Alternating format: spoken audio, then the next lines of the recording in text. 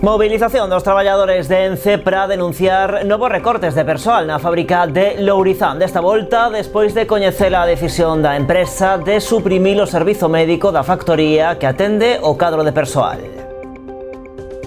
Queda saudos a pasteira aposta pola súa externacionalización, asegurando que así se mellora a atención aos traballadores. De contado falamos desta concentración e tamén da que convocan para este venres na Pobra pola falta de médicos. Unha protesta que convoca a Plataforma en Defensa da Sanidade Pública do Barbanza. Hoxe o BNG animou a veciñanza a participar. Denuncian que o ambulatorio conta só con 3 médicos en activo, a metade do que lle corresponde.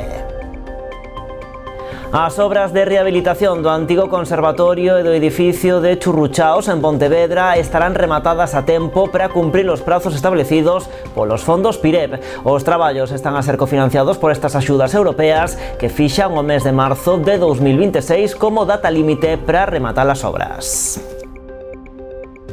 A plataforma Cidadá Vilagarcía con Palestina entrega máis de 2000 sinaturas no rexistro do Concello para pedir o fin do xenocidio israelí. Estes apoios serán levados a Bruxelas. Será da man das 3 veciñas que van participar na acción Saír da Casa por Gaza, que acampará fronte ao Parlamento Europeo para pedir a fin do xenocidio. A versión estendida do Culturgal chega a Ribeira. O Auditorio Municipal acollerá os días 25 e 26 de outubro 2 xornadas cheas de actividades como antesala a Gran Feira da Cultura que se celebrará en novembro en Pontevedra.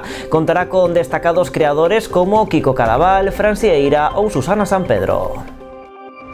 E a festa do Marisco do Grove encara a súa recta final. A carpa instalada no Corgo botará o peche este vindeiro domingo, logo de 2 intensas semanas. Logo achegarémonos ata alí para escoitar a opinión dos comensais.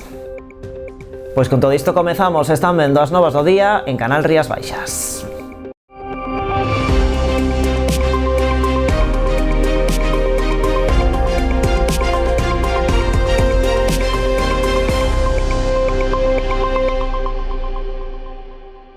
Movilización dos traballadores de Ence para denunciar novos recortes de persoal na fábrica de Lourizán. Desta volta, despois de coñecer a decisión da empresa de suprimir o servizo médico da factoría que atende o cadro de persoal. A pasteira aposta pola súa externacionalización coa contratación de Quirón Salud.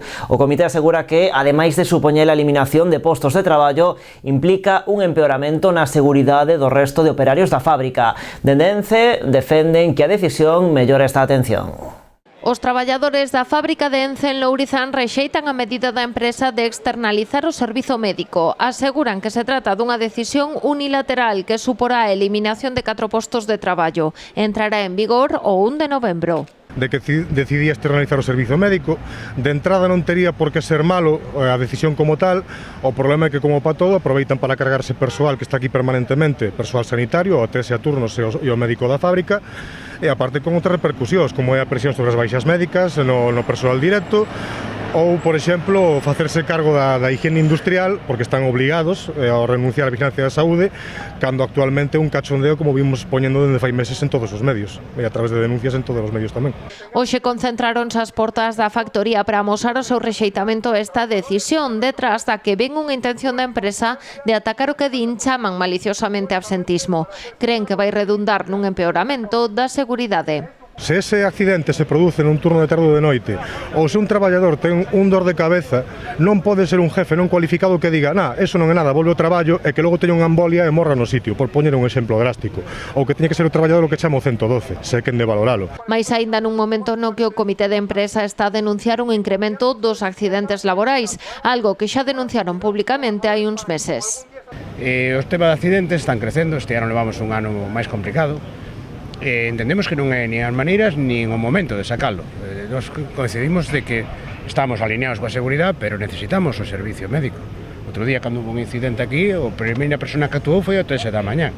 A ver, saliu nunha ambulancia, pero a lógica é que a primeira atención que lle dan, as consecuencias son menores.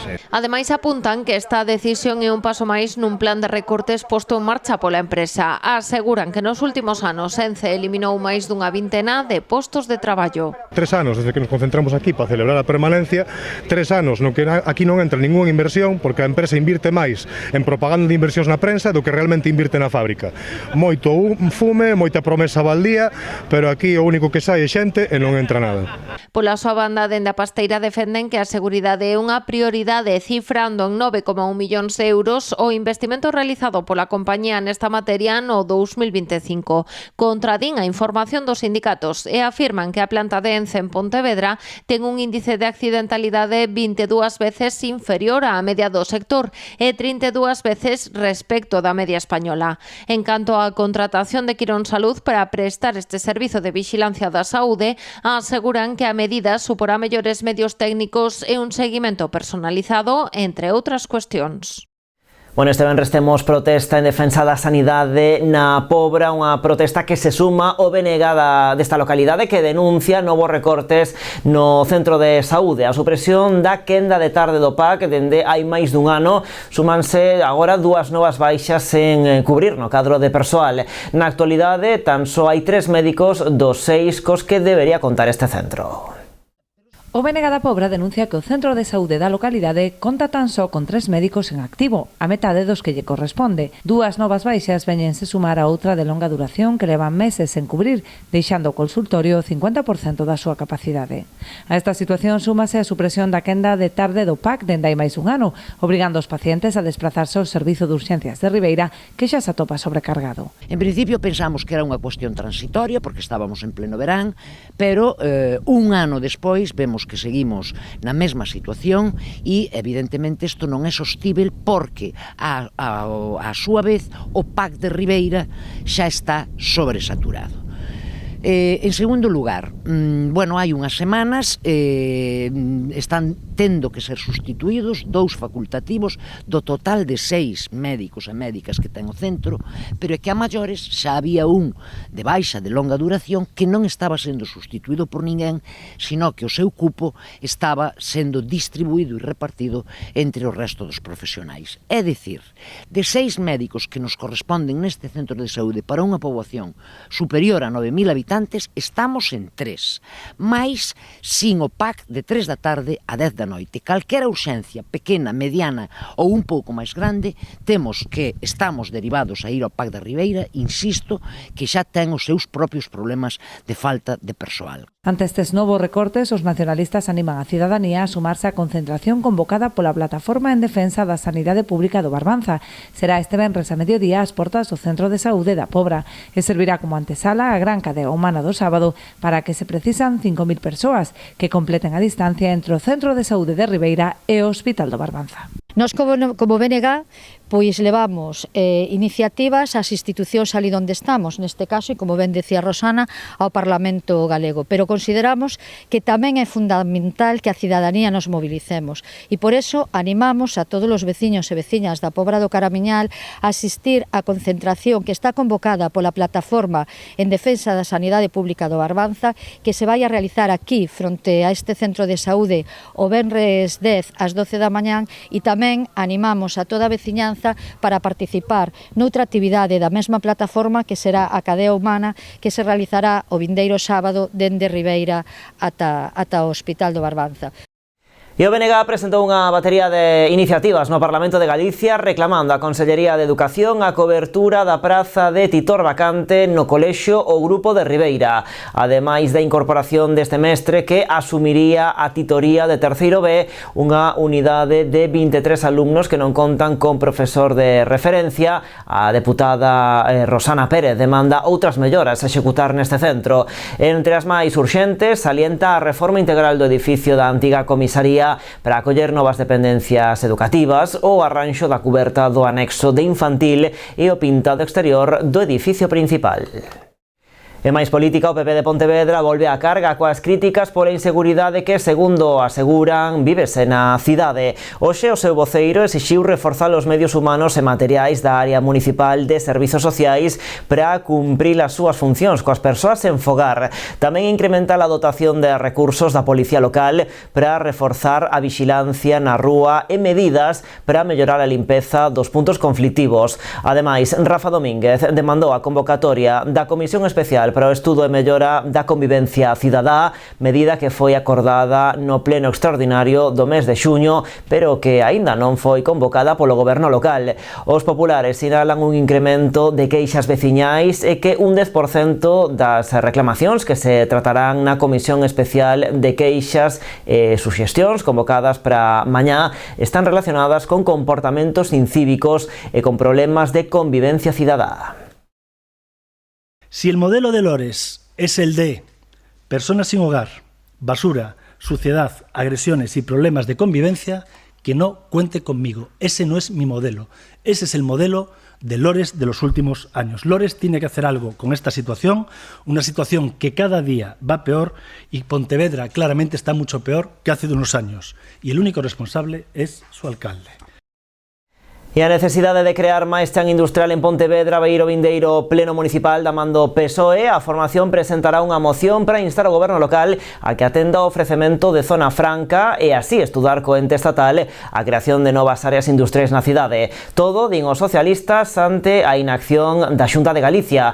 Entre as posibles zonas, o PSOE aposta por analizar a creación dun porto seco en Leborei, na parroquia de Cerponzóns.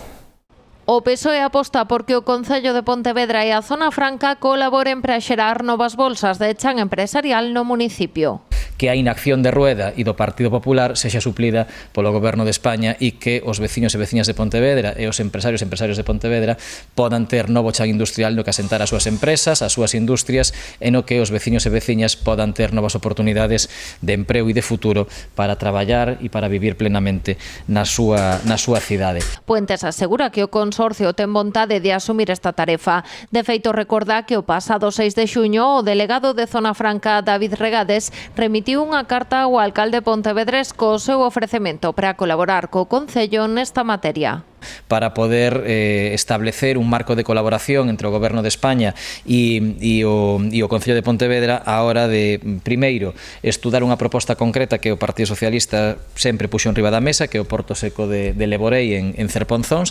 Tamén poder estudiar dentro do término municipal de Pontevedra outras zoas de terreo baleiro que se podan destinar a chan industrial e que nos permitan xerar eses metros cadrados de chan industrial que non temos neste momento na cidade. Segundo os socialistas, a proposta de ampliar en 160.000 metros cadrados o polígono do Campiño é insuficiente. En canto ao do Bao, nace con todo o solo vendido. Por iso miran cara a outros puntos, como é o caso de Leborei, na parroquia de Cerponzóns. A ollo parece que sí, pero logo hai que ver exactamente cantos metros cadrados cumplen esas condicións de non afectar ao patrimonio nin ambiental nin histórico e non afectar a vivendas e se eses metros cadrados son rentables desde o punto de vista do investimento para poder desenvolver ali un porto seco, unha zona logística como a que se pretende, non? Que desde logo non sería de industria pesada, de industria contaminante. O PSOE levará esta cuestión ao vindeiro pleno, instando ao goberno local a recoller a luva de Zona Franca e estudar co ente estatal a creación de novas áreas industriais na cidade.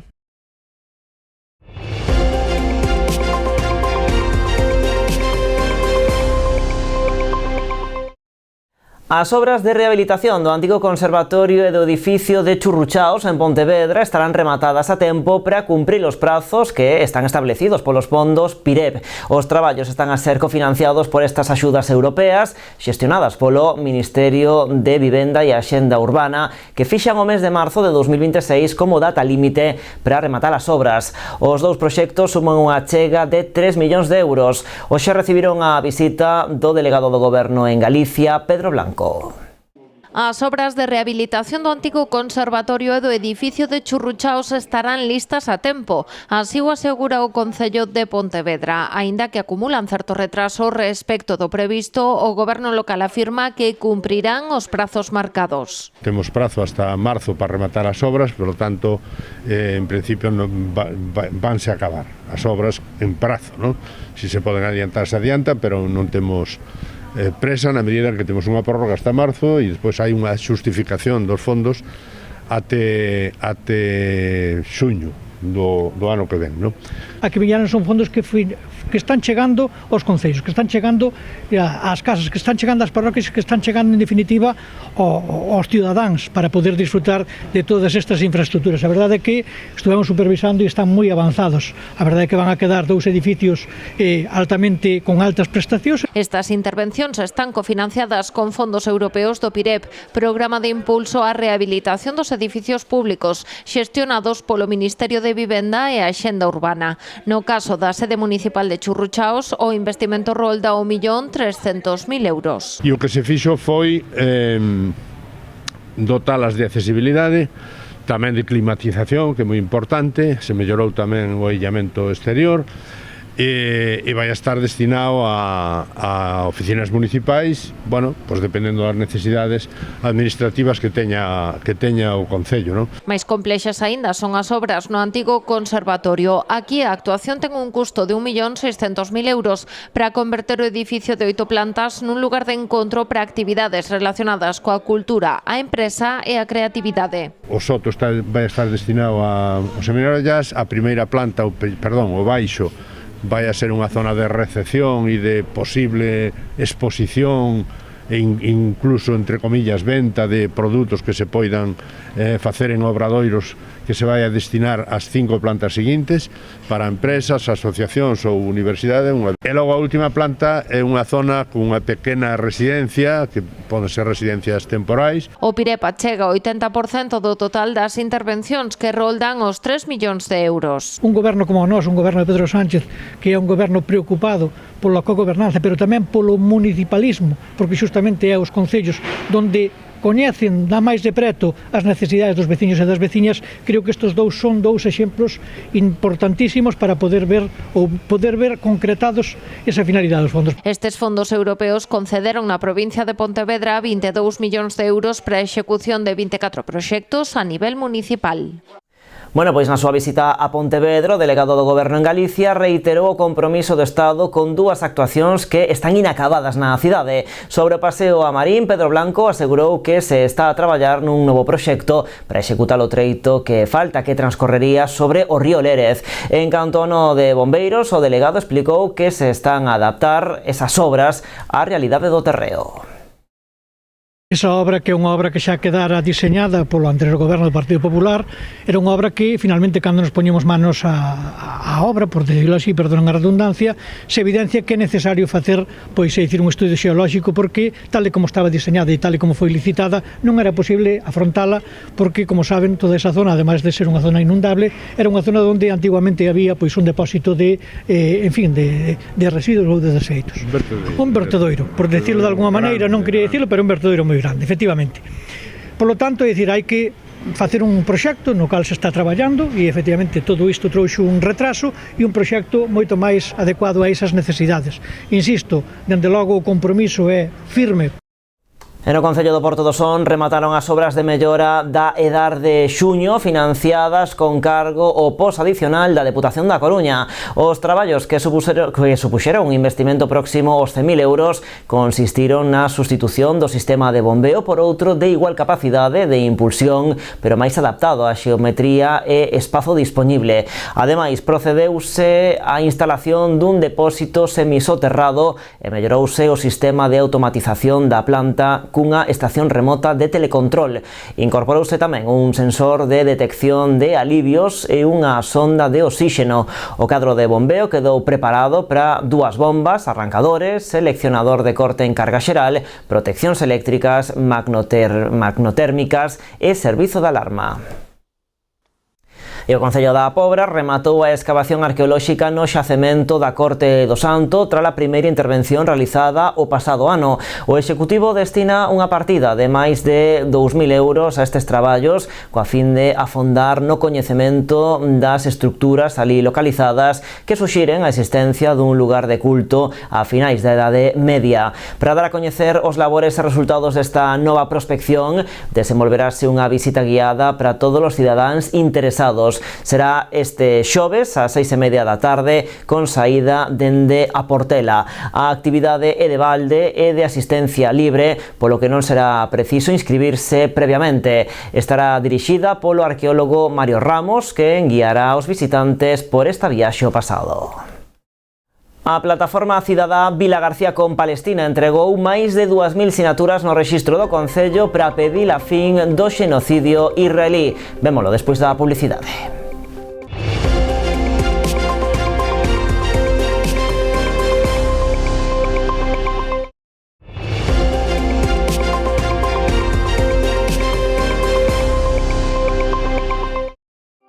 Aquí seguimos nas novas en Canal Rías Baixas. A plataforma cidadá Vilagarcía con Palestina entrega máis de 2.000 sinaturas no rexistro do Concello para pedir o fin do xenocidio israelí. O colectivo puxo en marcha esta campaña nas últimas semanas, contando co apoio do propio Concello e tamén de distintas asociacións culturais e veciñais de Vilagarcía. Tamén colaborou Zona Aberta. Os comerciantes e hostaleiros da cidade sumáronse pendurando nos seus escaparates cartéis de apoio a Palestina. Na plataforma cidadá amosan o seu agradecemento pola ampla resposta que tivo esta recollida de apoios. Unha vez entregadas no rexistro, as máis de 2.000 sinaturas serán levadas a Bruxelas. Será da man de 3 veciñas que van participar na acción Saír da Casa por Gaza, que acampará fronte ao Parlamento Europeo para pedir a fin do xenocidio. Unha iniciativa que comezará este venres e que reunirá na capital comunitaria a 120 activistas de distintos países. Nos o que queríamos era que estas asignaturas pues, servisen para algo, que chegasen a algún sitio, ¿no? Entón, co que quedamos co Concello era que se registraban, entón, pues, bueno, despois se valoraba a ver que era o máis adecuado, ¿no? Ao principio se valorou se podía xuntarse pues, todos os concellos, máis concellos de Galicia, pero agora ante a iniciativa que teñen as compañeiras de ir ao Parlamento a facer a acampada en Bruselas e tal, pues, nos encantadas de que leven as nosas asignaturas e que a xente saiba que esas asignaturas pues polo menos van chegar a algún sitio e que saiban que a xente de Vilagarcía non estamos de acordo co que está pasando. O conselleiro de Emprego anunciou esta mañá en Rianxo que a Xunta vai sacar unha liña de bolsas para aprendices coa que pretende promover a remuda xeracional no ámbito da artesanía. Fixo estas declaracións o conselleiro durante a visita ás instalacións de Estaleiros Catoira, un dos poucos talleres de carpintería de Ribeira que aínda están activos en Galicia. O conselleiro de Emprego, José González, visitou esta mañá a nave de Estaleiros Catoira, no porto de Rianxo, para coñecer de primeira man o oficio de carpintería de Ribeira. Alí puxo en valor este taller de construcción de embarcacións en madeira e este oficio tradicional, do que a día de hoxe quedan poucos profesionais en Galicia. Co fin de reverter esta situación, o titular de Emprego anunciou que a Xunta potenciará o vindeiro ano a formación en oficios tradicionais, cunhas bolsas para aprendices, coas que se busca acadar esa remuda xeracional e lograr a pervivencia da actividade. Vimos aquí a ver tamén unha parte do que supón a artesanía de Galicia, non? Neste caso a carpintería de Ribeira. Eu creo que este é un dos oficios tradicionais pois, máis ligados a un sector tan importante en Galicia como é o do mar. Dende a Xunta de Galicia, dende a Fundación de Artesanía de Galicia, temos o máximo interés en conservar todos esos oficios tradicionais. Hai unha cuestión que estou seguro que vamos a coincidir cos artesáns hoxe aquí, que ten que ver coa remuda xeracional. Queremos apostar por esa remuda, porque volva a haber aprendices, porque a xente entenda que os oficios tradicionais tamén teñen un futuro. O ano pasado, pois, fixemos, ou neste ano 2025, estivemos traballando con un programa que é Aprender da Tradición, e o que vamos facer no ano 2026 é reforzar ese programa a través de bolsas de aprendices, dotando con 1 millón de euros para poder chegar a 50 aprendices. E queremos que se faga da forma tradicional, que eses aprendices estén aprendendo oficio e cobrando xa dende o primeiro momento. Por lo tanto, pois vamos a hacer un esforzo moi importante da Xunta de Galicia, como digo, para apoiar nos diferentes oficios tradicionais esa remuda xeracional. Un aspecto o da remuda xeracional no que tamén incidiron dende a Asociación Galega de Carpinteiros de Ribeira, a Galcari, como parte imprescindible para a continuidade dun oficio tradicional, que conta ademais coa declaración de ben de interese cultural do patrimonio inmaterial por parte da Dirección Xeral de Patrimonio Cultural. Nós seguimos apostando por a remuda xeracional, debería, al menos esas bolsas, pero sí a creación a futuro de un ciclo formativo desde os seus niveis máis básicos.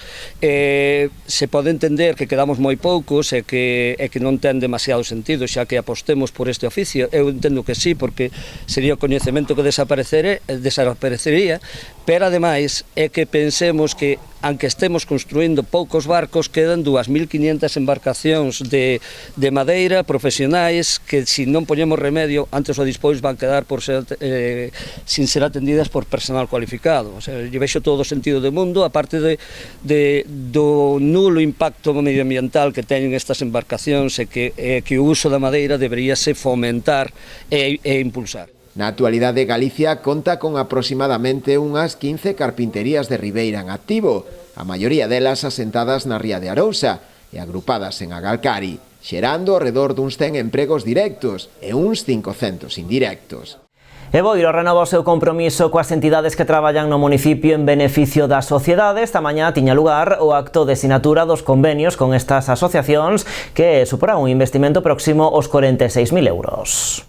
Un total de 9 asociacións: Cruz Vermella, Cáritas, Amicos, Agadea, Ámbar, Acreva, Renacer, Arelas e Barbantea serán as beneficiadas este ano do programa de axudas que o Concello de Boiro desenvolve en beneficio das entidades sociais que realizan a súa actividade no municipio en favor das persoas máis vulnerables. Destinaránse preto dos 46.000 euros a este fin, que contribuirán á realización de actividades e accións en favor da comunidade. Unha subvención, uns convenios que nos permiten chegar a todas as parroquias, chegar a todos os usuarios de formas moi diversas, desde financiar o transporte aos veciños de Boiro para entidades como en Acreva, en Noia, en Amicos ou Ámbar en Ribeira, facer actividades nos centros de ensino con Arelas en materia contribuir tamén a axudar ás familias con persoas trans ou LGTB, ou tamén chegar a todas as parroquias con Cruz Vermella da man de Cruz Vermella nas actividades de memoria para maiores e axudar aos rapaces máis novos nas actividades socioeducativas e de apoio educativo. Dende o Executivo boirense destacaron tamén o aumento das partidas destinadas a este fin dende a súa chegada ao goberno no ano 2019, na que se levan investidos máis de 250.000 euros. Dende que levamos no goberno levamos máis de 250.000 euros repartidos a entidades sociais a través de subvencións nominativas e cada ano estamos dedicando a política social, a servicios sociales no Concello 2,2 millóns de euros, o que supón un 12%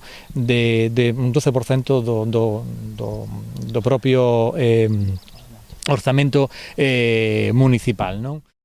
Sanxenxo pon en marcha un novo programa de atención á infancia e adolescencia, un proxecto que xurde do Servizo de Educación e Apoio Familiar dos Servizos Sociais Municipais e no que se aborda de xeito integral as dificultades que os pais e nais poidan ter na educación e crianza dos seus fillos.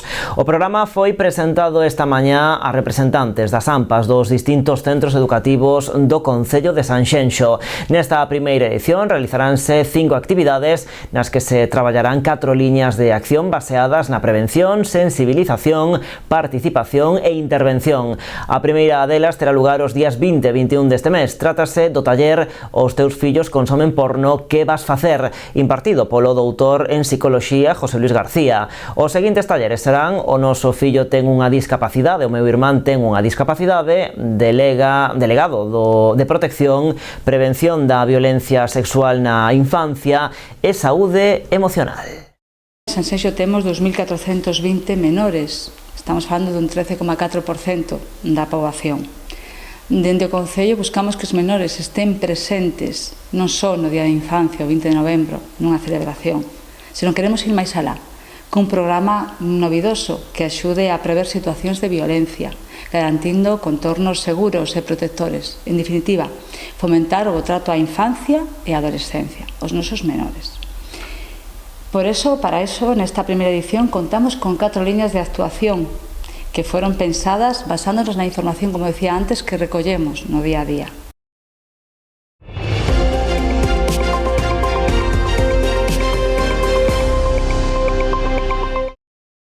O Concello de Pontevedra recupera o programa Voces Ocultas, unha iniciativa que naceu no 2016 e que quedou suspendida pola pandemia. Está dirixida a conseguir a inclusión social tamén no mundo da arte e da creación. No seu marco, o cadro docente de Estudo Bonobo traballará con diferentes colectivos pontevedreses. Así, seleccionaránse 15 participantes entre os usuarios de entidades como Amencer Aspace, Xuntos, Amizade, a Asociación Xoan 23 ou a Asociación Virxe Dao, para dar forma a un proxecto que mesturará diferentes disciplinas creativas como a música e o audiovisual.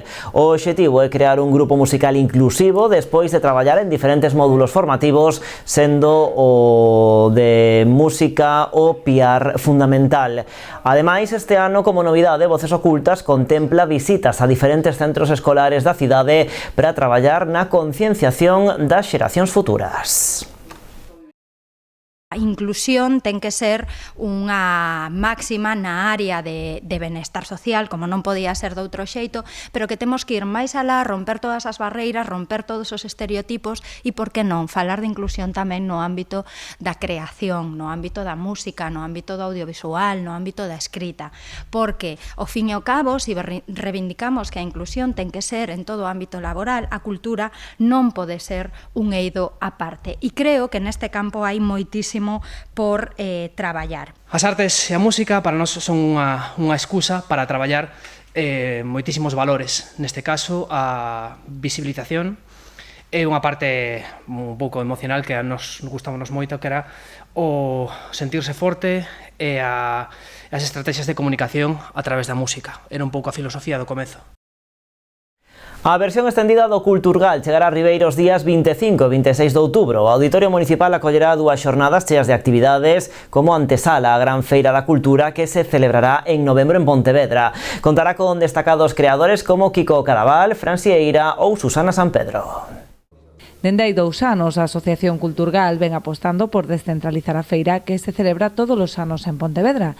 En 2023 e 2024 a versión extendida tivo lugar en Vigo e en Arzúa, mentres que nesta 18ª edición recalará en Ribeira. Creemos que o Culturgal é un dos centros neurálxicos que suceden en Galiza no mes de decembro na cidade de Pontevedra, e a posibilidade de que a provincia da Coruña e Coruña formase parte. Entonces, o ano pasado, a decisión de facelo en Arzúa eu creo que foi moi exitosa, e a partir de aí decidimos que Ribeira non podía ser menos e que tiña que ser o concello elexido para este ano 2025 e poder celebrar aquí tamén o Culturgal expandido. Era unha iniciativa que precisamente, sempre digo que está moi de acorde con todas as directrices e direccións que queremos seguir dende a área de cultura da Deputación da Coruña, porque de alguna forma é externalizar a cultura e facer esa cultura máis accesible. Facer actividades deste tipo non só dinamiza o lecer e a cultura a que teñen acceso todos os ribeirenses, senón que tamén estamos creando postos de traballo, basicamente porque a cultura xera tamén un dinamismo económico. Será os días 25 e 26 de outubro no Auditorio Municipal, que albergará unha escolma de actividades culturais para todos os públicos, con referentes da comarca e de toda Galicia. Hai unha parte desta programación que foi escollida en colaboración co Concello de Ribeira, e é unha programación na que vos ides ver nomes que son, digamos, a enerxía cultural da cidade, e eses nomes van estar aquí o día 25 e 26 de outubro, e van estar en Pontevedra para explicarlle ao resto dos públicos culturais que se dan cita na feira cal é, digamos, a vida cultural da cidade. Teremos connosco a Fran Sieira, a Kiko Cadaval, teremos tamén a Lau Panicanela, Nan Illonia, teremos tamén connosco a Jasa Fellos con un espectáculo infantil, E teremos os Liantes, a Xeva, son artistas, xa vos digo, que fan todos temáticas totalmente diferentes e que paga a pena velos. E eles tamén despois, por suposto, irán a Pontevedra a exhibir todos os espectáculos que fan para darse a coñecer e que a xente os poña en valor. Estas dúas xornadas servirán como antesala a 18ª edición de Culturgal, que se celebrará do 28 ao 30 de novembro no Pazo da Cultura de Pontevedra. E a Casa da Xuventude de Ribeira acollerá todos os venres pola tarde o programa de lecer para a mocidade Ocio con Alas. Trátase dun proxecto impulsado pola Asociación Agape que busca a inclusión social de mozos neurodiverxentes. Se a adolescencia xa é de por sí unha época complicada na que non é doado encaixar, máis aínda cando falamos de mozos neurodiverxentes. Por esta razón, a Asociación Agape recolleu a demanda das familias, poñendo en marcha o programa Ocio con Alas, destinado a tecer redes en barreiras entre a mocidade. Que moitas actividades, algúns rapaces e rapazas, polas súas condicións non podían asistir, non? Entonces, o que fixemos foi diseñar este proxecto, Ocio con Alas, que está pensado para que non haia ningunha barreira. Temos barreiras de moitos tipos, pero polo menos o foco importante deste proxecto é que todo o mundo, todos os chavales e chavalas, os mozos e as mozas de calquera condición podan vir e pasar un rato agradable. O programa desenvolverase todos os venres pola tarde de outubro a xullo. O punto de encontro será a Casa da Xuventude de Ribeira, onde se programarán as distintas actividades de lecer en función das necesidades e demandas do grupo. O programa, como ben dixemos, vai a ser moi flexible, aínda que nós temos unha programación, dependerá un pouco das necesidades de esas persoas participantes e poderá ir variando segundo isto. E as actividades sempre van a planificarse pois desde os seus intereses, desde as súas inquedanzas, e iso é un pouco o obxectivo, crear un vínculo e un grupo de iguais e despois conseguir unha autonomía e unha participación na comunidade. Tras as primeiras sesións de toma de contacto, planearánse mesmo saídas pola contorna como actividade alternativa. A segunda fase sería a las curtas. Nesta fase o que pretendemos xa pasaríamos a un traballo quincenal, no cal a primeira parte sería buscar actividades que lle gusten, e despois, na seguinte vez que quedemos, ejecutalas na comunidade. E despois temos a fase final, que é voar alto, que aquí, en principio, xa habería unha cohesión de grupo, xa habería afinidade entre algúns deles. Entonces, o que pretendemos tamén é facer actividades fora da contorna de Ribeira, pois ir a Santiago ou a donde a eles lle apetezcan. Os interesados en participar tan só teñen que escribir unha mensaxe ao teléfono 602 44 2155, indicando o nome e o texto Ocio con Alas. Non vai dirixido únicamente a persoas neurodiverxentes, posto que busca fomentar a inclusión social e as relacións entre mozos de todo tipo. Haberá tamén sesións para as familias dos participantes co fin de orientar e avaliar o desenvolvemento do programa. A Festa do Marisco do Grove encara a súa recta final. A carpa instalada no Corgo botará o peche este vindeiro domingo logo de 2 intensas semanas. Por ali seguen desfilando estes días milleiros de persoas na procura dos mellores manxares do noso mar. Hoxe falamos con algúns dos comensais que salientan desta cita a gran calidade do produto e o ben organizado que está todo. Xente e máis xente dase cita estes días na Festa do Marisco do Grove. A afluencia de visitantes é constante nas fins de semana, pero tamén en xornadas laborables como a de hoxe, no medio da semana. A edición número 62 deste evento encara xa a súa recta final cunha moi boa resposta por parte do público que, de novo, acude a esta cita na procura dos mellores produtos do mar. Muy bien, me gusta la feria y está muy bien. Muy bueno todo.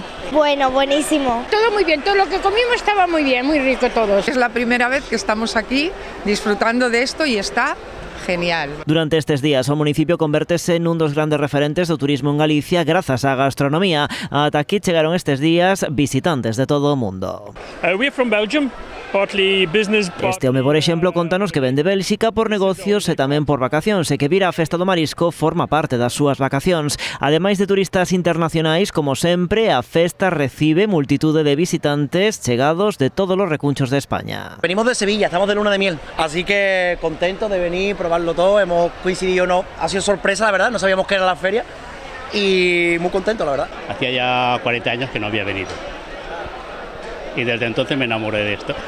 Y digo, cuando puedo, vuelvo. Somos de Burgos, bueno, yo vivo en el País Vasco, ellos son de Burgos, ella vive en Marín y bueno, es la primera vez que venimos aquí. Vengo desde Murcia y estamos aquí con unos amigos. E mesmo topamos mecos que volven a casa pola festa do marisco. Como boa persoa do Grove, pois veño esta vez que estou fora a probar esta festa e este marisco de calidade.